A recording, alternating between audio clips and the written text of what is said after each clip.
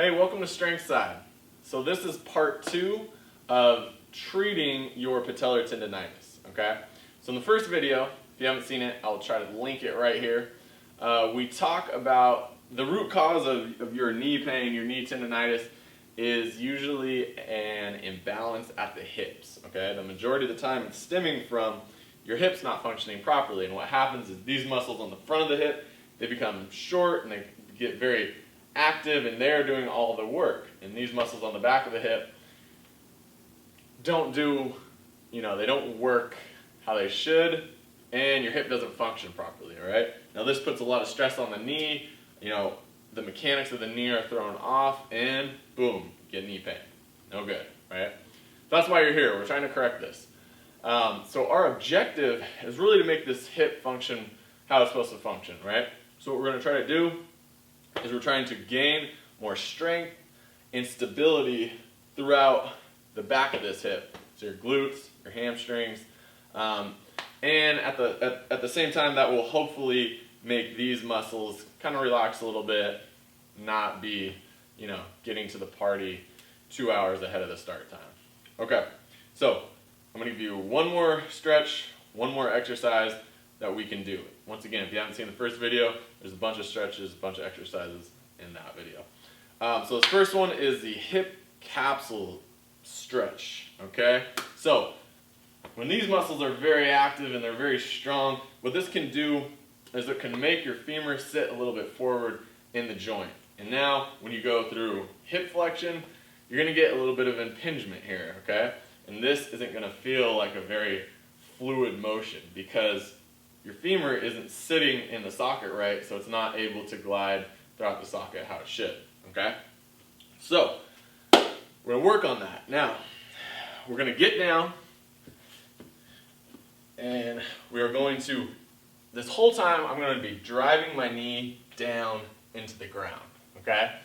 So also, this leg is going to be driving up, back into my hip, right?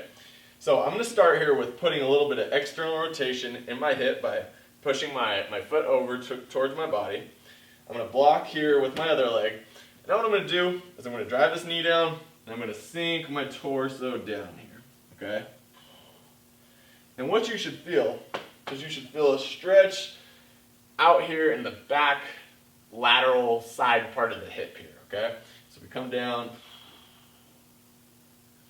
And now this stretch, it takes a little bit of time to really feel that stretch and to get in tune with what's going on back here, okay? So don't just try it for 10 seconds and be like, I don't feel anything. You got to experiment with this a little bit. You got to keep doing it. It's a skill. It will get easier. So we can also just come with the leg neutral here. Come down, same thing, right? And we can also put a little internal rotation here, right? Try all these out. See what feels good for you, but all the time we're pushing this knee down, this leg is driving up through the hip. Let me just give you a little side angle. Boom, knee going down, torso comes down, and I feel a nice good opening right here, okay?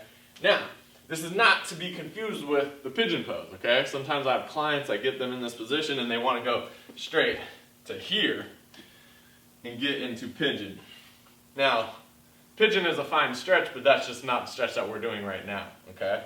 We are not dropping this hip down to the ground like in pigeon. We are keeping this hip up and driving down, okay? So, that is the hip capsule mobilization.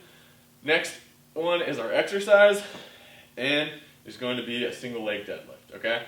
So on the single leg deadlift, we're going to keep this knee fairly straight. We can have a little bit of bend in it, but keeping it straight is going to let us focus on these hamstrings and glutes more. So all we're going to do, we're going to get set, we're going to brace, like we always talk about, and I'm going to bring this opposite foot back here. I'm going to come down and touch the ground, and then I'm going to power myself up. I'm really trying to feel this glute, butt area, really doing a lot of the work, okay? Down. I'm trying to keep this knee out while keeping my foot flat on the ground, and that is going to create that good hip those good hip mechanics that we want to use throughout a motion like this, okay? Now this is very easy to load. You can grab some dumbbells, you can hold them right here. You can do it on a barbell if you want. One of my favorite ways to do it is with a kettlebell. So I'm just going to grab a kettlebell. I'm going to grab it with the opposite arm of the leg that's planted. I'm going to go through the same motion here. Oh, let's try that again. So, big breath.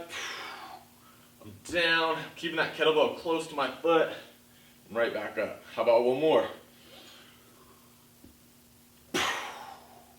All right. So, those are two very easy exercises that you can do to just keep on trying to get those proper hip mechanics, okay? I hope that this helps some of you guys with the knee issues. This stuff helped me a lot. It's helped a lot of my clients, and hopefully you'll find yourself in the same place. Hey, thanks for watching the video. Be sure to like and subscribe. We'll see you in the next one.